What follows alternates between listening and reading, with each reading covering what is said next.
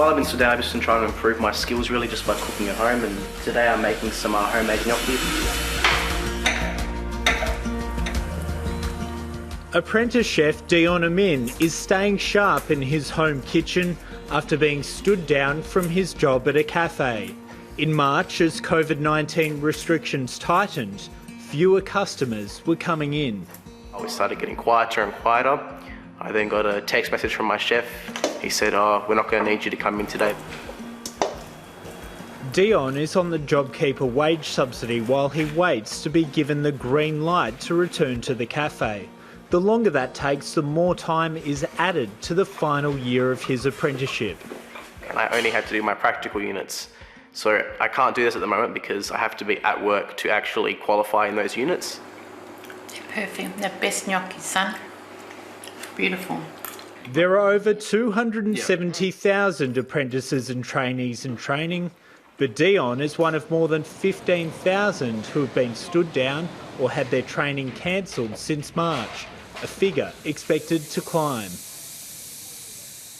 For every 1 percentage point increase in the unemployment rate, you're looking at about a 5-fold impact on the number of apprentices.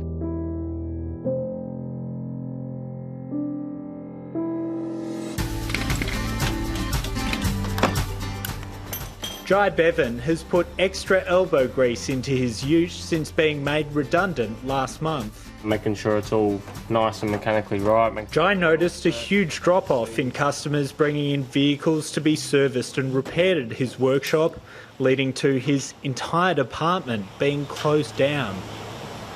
Well, it kind of made me lose hope a bit that day, so I plan to have that job for the rest of my life. Jai is door-knocking local businesses looking for work. Financial pressure may eventually force him to leave the automotive industry before he qualifies, something he doesn't want to do. Well, hopefully if I get back into the trade, it'll still set me up for my future, but if not, I don't know what I'm going to do. New modelling by the Mitchell Institute and provided exclusively to 730 forecasts that as unemployment rises, the number of apprentices starting and continuing training will fall sharply for up to 5 years. Well, it shows that there's going to be a pretty quick drop in the number of new apprenticeships. So people who can't get an apprenticeship this year end up competing with people who want to get an apprenticeship next year. I think that this type of modelling should be ringing alarm bells. It costs young people an ability to move into the workforce. It means industry doesn't get a skilled workforce. Scott Morrison has vowed to shake up the training system.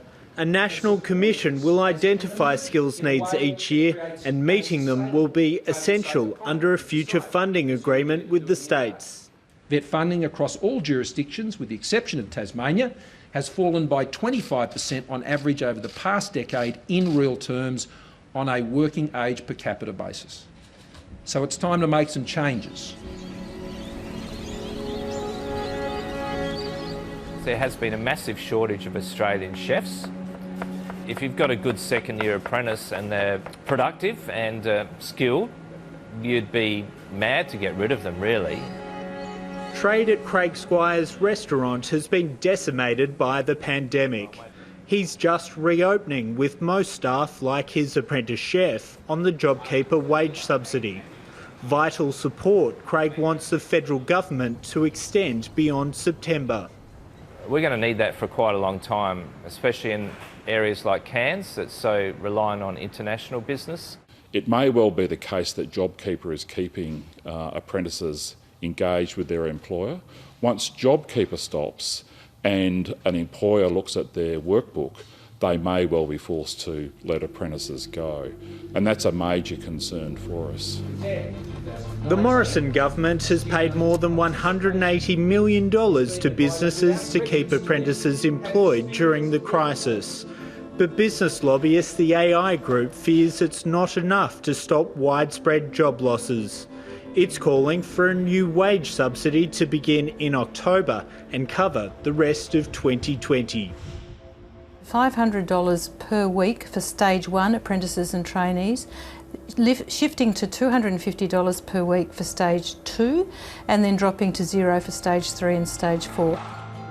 Some believe investment in new programs and structural reforms are required to boost apprentice numbers. Look at ways of creating projects for apprentices and trainees to work on. Back in Perth, apprentice chef Dion has just returned to work in the cafe. Over in Queensland, apprentice mechanic Jai isn't so lucky, but he's vowing not to give up. There's no other options I've ever thought about other than mechanics. Any apprentices out there, just don't give up. Hi, I'm Lee Sales. Thanks for watching this story. If you'd like to watch more of 730's stories, they are on the left of your screen. And tap on the button below to subscribe and get the latest from ABC News.